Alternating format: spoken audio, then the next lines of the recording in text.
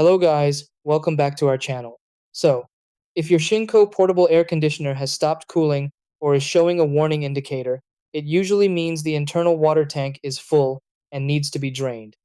These units remove moisture from the air while cooling, and over time that water collects inside the system.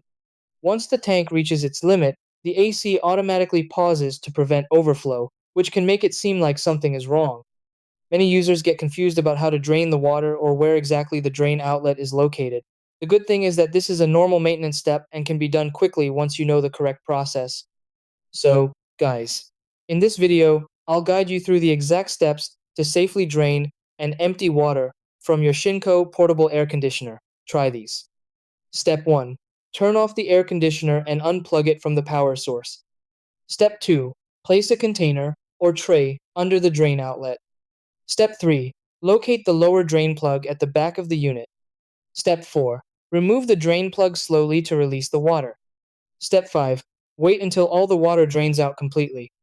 Step 6. Reinsert the drain plug securely and turn the unit back on.